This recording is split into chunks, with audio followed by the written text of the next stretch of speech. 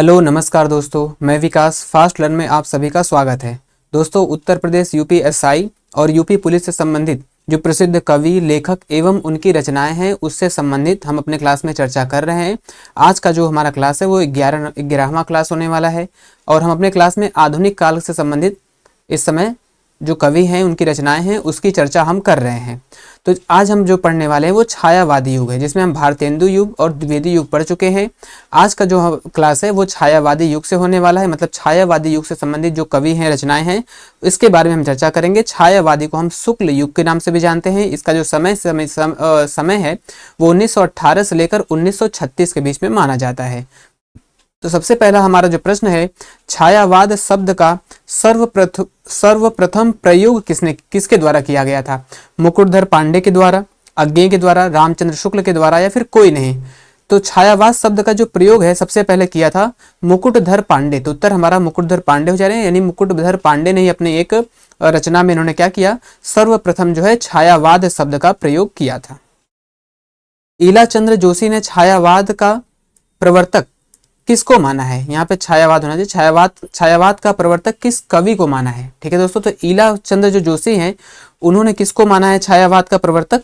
तो मुकुटधर पांडे जो अभी हम लोगों ने ऊपर पढ़ा है वो शुक्ल जी के अनुसार है, यानी जो आचार्य रामचंद्र शुक्ल हैं वो मुकुटधर पांडे को मानते हैं। यहाँ पर बात कर रहे हैं ईलाचंद्र जोशी की।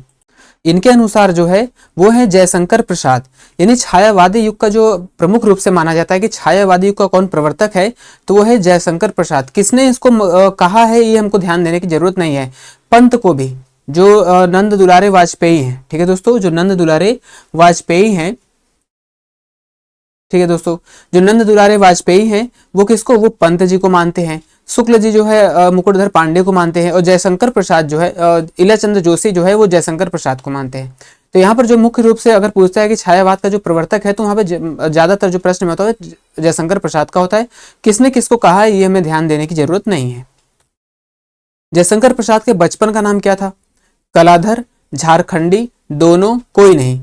तो यहाँ पर जो जयशंकर प्रसाद के बचपन का नाम था वो था झारखंडी।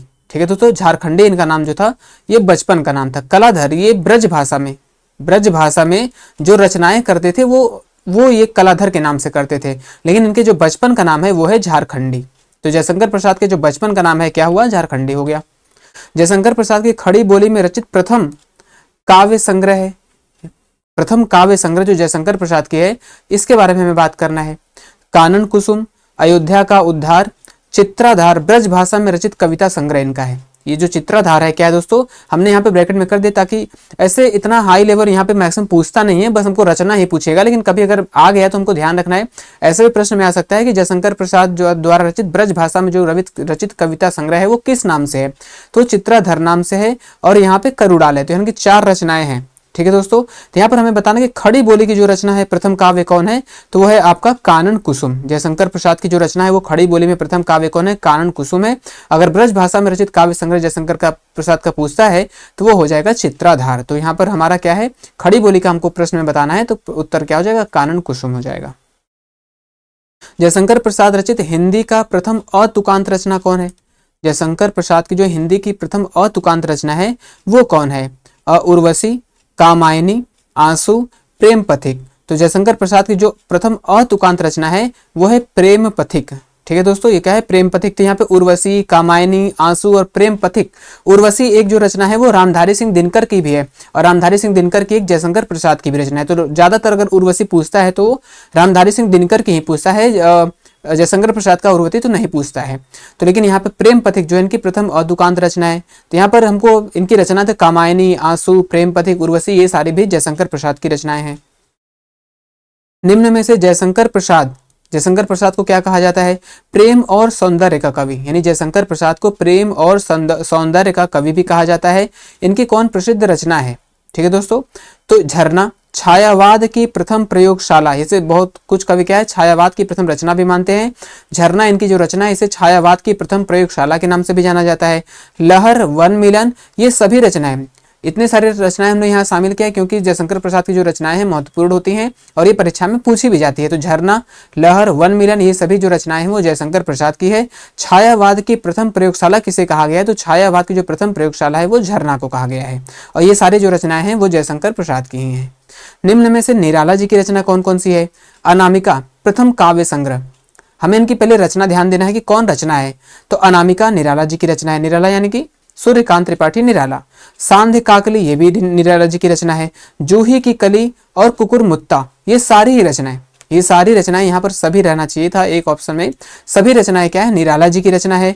तो प्रथम काव्य संग्रह इनका कौन है? तो अनामिका इनका प्रथम काव्य संग्रह है। प्रथम अंतिम काव्य संग्रह इनका कौन है? सांध्य काकली है। प्रथम कविता पूछ सकता है कि निराला जी द्वारा रचित जो प्रथम कविता है वो कौन है? तो निराला जी द्वारा रचित जो प्रथम कविता है वो है जूही की कली। तो उत्तर हमारा यहाँ पर जूही की कली हो जाएगा। और ये नहीं सारे ही इनकी रचनाएं हो जाएंगी, लेकिन प्रथम काव्य संग्रह तो अनामिका, अंतिम काव्य संग्रह इनका सांध्य काकली है और प्रथम कविता इनकी कौन है? तो प्रथम कविता यहाँ पर जूही की कली है। कुकुर मुत्ता भी निराला जी की ही रचना है। तो सभी रचनाएं यहाँ पर निराला जी की है। निराला जी द्वारा रचित अंतिम कविता कौन है? अभी हमने ऊपर देखा प्रथम कविता कौन है? जूही की कली। निराला जी का जो प्रथम कविता है वो जूही की कली। अंतिम कविता यहाँ पर कौन है? परिमल, तुलसीदास, पंत्रोत्कंठित जीवन का विष घुला हुआ है, गीतिका। ठीक है दोस्तों, तो इनकी जो अंतिम कविता है वो यही है, पत्रोत्कंठित जीवन का विष घुला हुआ है। ऐसे ये भी सारी निराला जी की रचना, तुलसीदास भी निराला जी की रचना है, परिमल भी निराला जी की रचना है। गीतिका क्या है? ललित गीतों का संग्रह है। तो गीतिका, तुलसीदास, परिमल, पत्रोत्कंठित जीवन का विष घुला हुआ है, ये इनकी अंतिम कविता है। और ऐसे सारी रचनाएं यहाँ पर निराला जी की ही हैं। निराला जी की अन्य रचनाएं यहाँ पर हमने प्रश्न में जो शामिल किया है, उसके बाद इनकी जो अन्य रचनाएं बची हुई हैं उसको भी हमने ले लिया, क्योंकि इनकी ये अभी जो हम लोग छायावादी युग के पढ़ने वाले इसमें जितने भी कवि हैं, जो अगर हम लोग देखा जाए तो जो आदिकाल है और उसके बाद जो आदिकाल भक्ति काल है उससे रचनाएं थोड़ी कम ही पूछी जाती हैं। लेकिन जो छायावादी युग है, छायावादी, प्रगतिवादी, प्रयोगवादी है, इनसे जो रचनाएं हैं वो प्रश्न में सबसे ज्यादा पूछे जाते हैं। ठीक है दोस्तों, तो आदिकाल सबसे प्रश्न बनते हैं, हम नहीं ऐसा नहीं कह सकते कि नहीं बनते, लेकिन कम पूछते हैं। लेकिन ये जो निराला है, जयशंकर प्रसाद है, प्रेमचंद है, ठीक है, महादेवी वर्मा है, रामधारी सिंह दिनकर, ऐसे बहुत सारे जो कवि हैं इनके प्रश्न ज्यादा पूछे जाते हैं। तो निराला जी की अन्य रचनाएं भी कौन कौन सी हैं? तो नए पत्ते, अड़िमा, पंचवटी प्रसंग, बेला, आराधना, अर्चना, सांध्य काकली, बादल राग और सरोज स्मृति, इनकी ये भी एक महत्वपूर्ण गीत है, शोक गीत। ये भी बहुत महत्वपूर्ण, ये भी बहुत इंपॉर्टेंट है, पूछा जाता है कि सरोज स्मृति इनका शोक गीत है। और ये सारे इनकी क्या है? निराला जी की महत्वपूर्ण रचनाएं हैं। प्रकृति का सुकुमार कवि किसे कहा जाता है? प्रकृति का सुकुमार कवि जो है वो कहा जाता है सुमित्रानंदन पंत को। पंत को प्रकृति का सुकुमार कवि के नाम से जाना जाता है। सुमित्रानंदन पंत की प्रथम कविता कौन है? गुंजन, गिरजे का घंटा, युगवाड़ी, लोकायतन। सुमित्रानंदन पंत की जो प्रथम कविता है वो है गुंजन। ठीक है दोस्तों, इनकी जो प्रथम कविता है वो कौन है? वो है गुंजन। गिरजे का घंटा भी इन्हीं की रचना है। युगवाड़ी और लोकायतन भी क्या है? सुमित्रानंदन पंत की रचना है। तो उत्तर हमारा यहाँ पर क्या हो जाएगा? गुंजन हो जाएगा। पंत जी की किस रचना पर इन्हें ज्ञानपीठ पुरस्कार मिला था? पंत जी के किस रचना पर इन्हें ज्ञानपीठ पुरस्कार दिया गया था? तो वीड़ा, चिदंबरा, पल्लव, कला और बूढ़ाचाँद। सबसे पहले हम ये देखेंगे कि जो पंत जी की सारी रचनाएं, ये वीड़ा, चिदंबरा, पल्लव और कला और बूढ़ाचाँद, ये सारी सुमित्रानंदन पंत की रचनाएं हैं। इनको किस पे ज्ञानपीठ पुरस्कार मिला था? तो चिदंबरा, चिदंबरा पर पंत जी को ज्ञानपीठ पुरस्कार प्राप्त हुआ था। तो प्रश्न में ऐसा भी पूछता है। पंत जी की और भी बहुत सारी रचनाएं हैं, जैसे ग्राम्या, युगांतर, इसमें आप देखेंगे ग्राम्या, युगांतर, उच्छ्वास, युगांत, ग्रंथि, अतिमा, स्वर्ण किरण। अतिमा यहाँ 2 बार हो गया है, तो ग्राम्य है, युगांतर है, उच्छ्वास, युगांत, एक ग्रंथि और स्वर्ण किरण, ये सारी रचनाएं क्या है? ये सारी रचनाएं सुमित्रानंदन पंत की है। हमने जो इंपॉर्टेंट महत्वपूर्ण रचनाएं हैं उसको हमने अलग एक स्लाइड में भी यहाँ पर ले लिया है। महादेवी वर्मा को किस रचना पर ज्ञानपीठ पुरस्कार प्राप्त हुआ था? रश्मि, यामा, नीरजा या फिर सांध्य गीत। तो किस पे महादेवी वर्मा को मिला था? तो यामा पर महादेवी वर्मा को ज्ञानपीठ पुरस्कार प्राप्त हुआ था। वैसे रश्मि है, नीरजा, सांध्य गीत, ये सारी रचनाएं महादेवी वर्मा की हैं। और इनको ज्ञानपीठ पुरस्कार किस पे मिला था? तो ये यामा पर इनको मिला था। महादेवी वर्मा की प्रथम काव्य कृति कौन है? निहार, अतीत के चलचित्र, दीप शिखा और सप्तपर्ण। तो यहाँ पर जो सारी रचनाएं हैं ये सारे महादेवी वर्मा की रचनाएं हैं, सारे ही महत्वपूर्ण हैं। और निहार इनकी क्या है, प्रथम काव्य कृति है। तो महादेवी वर्मा की जो प्रथम काव्य कृति है वो है निहार। और अतीत के चलचित्र दीप शिखा, सप्तपर्ण, ये सारी रचनाएं महादेवी वर्मा की हैं और महत्वपूर्ण भी हैं। माखनलाल चतुर्वेदी की प्रसिद्ध रचनाएं कौन कौन सी हैं, तो हेम किरीटिनी, हेम तरंगिणी, युग चरण और माता। ठीक है दोस्तों, हेम किरीटिनी, हेम तरंगिणी, युग चरण और माता। इसमें हेम किरीटिनी, हेम तरंगिणी इनके काफी महत्वपूर्ण हैं, ये पूछे भी जाते हैं। तो क्या है, ये सारी रचनाएं माखनलाल चतुर्वेदी की हैं। माखनलाल चतुर्वेदी एक भारतीय आत्मा, यहाँ पर हमने इसलिए सबको ऐड कर दिया है ताकि एक ही प्रश्न में हमारा ज़्यादा से ज़्यादा एरिया कवर हो जाए। तो माखनलाल चतुर्वेदी को ही एक भारतीय आत्मा कहा जाता है। तो किस कवि को एक भारतीय आत्मा कहा जाता है, तो वो माखनलाल चतुर्वेदी को कहा जाता है। इनकी प्रसिद्ध काव्य कृतियां कौन कौन सी हैं, तो पुष्प की अभिलाषा और कैदी कोकिल। कैदी और कोकिल, पुष्प की अभिलाषा, दोनों ही महत्वपूर्ण हैं और दोनों ही बार बार परीक्षा में पूछी भी जाती हैं। तो ये दोनों रचनाएं इन्हीं की हैं। तो पुष्प की अभिलाषा और कैदी और कोकिल दोनों रचनाएं माखनलाल चतुर्वेदी की हैं। माखनलाल चतुर्वेदी को एक भारतीय आत्मा के नाम से जाना जाता है। कुमकुम किस कवि की प्रथम काव्य संग्रह है, सिया राम शरण गुप्त, सुभद्रा कुमारी, महादेवी वर्मा, बाल कृष्ण शर्मा, नवीन। नवीन इनका यहाँ पे उपनाम है, तो इनका बाल कृष्ण शर्मा, इनको नवीन इनका जो उपनाम है। तो कुमकुम किसका जो है प्रथम काव्य संग्रह है, तो ये है आपके बाल कृष्ण शर्मा नवीन का। तो कुमकुम किसका काव्य संग्रह है, तो हमें याद रखना है बाल कृष्ण शर्मा नवीन का जो प्रथम काव्य संग्रह है वो कुमकुम है। तो प्रथम शब्द से नहीं मतलब है, हमें ध्यान देना है कि कुमकुम किसकी काव्य रचना है, तो वो बाल कृष्ण शर्मा नवीन की है। बाल कृष्ण शर्मा नवीन रचित प्रसिद्ध और कौन कौन सी कृतियां हैं, उर्मिला है, अपलक, रश्मि रेखा, हम विष पाई, यहाँ पे विष पाई पूरा रहना चाहिए, हम विष पाई जन्म की, ये सभी रचनाएं। ठीक है दोस्तों, बाल कृष्ण शर्मा नवीन जो रचित कृतियां हैं इसमें उर्मिला, अपलक, रश्मि रेखा, हम विष पाई जन्म की, ये सारी रचनाएं किसकी हैं, सारी रचनाएं बाल कृष्ण शर्मा नवीन की रचना है। तो उत्तर यहाँ पर सभी हो जाएगा। इसमें एक जो है हम विष पाई जन्म की, ये इनकी महत्वपूर्ण कृति है, ये बार बार पूछा जाता है। सिया राम शरण गुप्त की प्रथम कविता कौन है, इंदु, दुर्वादल, उन्मुक्त, आत्मोत्सर्ग, पाथे है, यहाँ पर अनाथ और आर्द्रा है। तो इस सारी रचनाएं सबसे पहले तो सिया राम शरण गुप्त की हैं। दुर्वादल, उन्मुक्त, आत्मोत्सर्ग ये महत्वपूर्ण है यहाँ पर। ठीक है दोस्तों, और इंदु ये भी महत्वपूर्ण है, सारे इनकी ही रचनाएं हैं, लेकिन इंदु इनका क्या है प्रथम कविता है। आत्मोत्सर्ग इनकी जो रचना है ये इंपॉर्टेंट, और पाथे, तो सारी रचनाएं इनकी महत्वपूर्ण। तो इसमें प्रथम कविता की हम बात कर रहे हैं, तो प्रथम कविता ये इंदु है। वैसे सारी रचनाएं इंदु, दुर्वादल, उन्मुक्त, आत्मोत्सर्ग, पाथे, अनाथ, आर्द्रा ये सारी ही रचनाएं इनकी सियाराम शरण गुप्त जी की है। सुभद्रा कुमारी चौहान की प्रसिद्ध कौन कौन सी रचना है, वीरों का कैसा हो वसंत, झांसी की रानी, त्रिधारा और जलियांवाला बाग, ये सारी रचनाएं सुभद्रा कुमारी चौहान की है। तो वीरों का कैसा हो वसंत, झांसी की रानी, त्रिधारा और जलियांवाला बाग, ये सारी रचनाएं सुभद्रा कुमारी चौहान की है।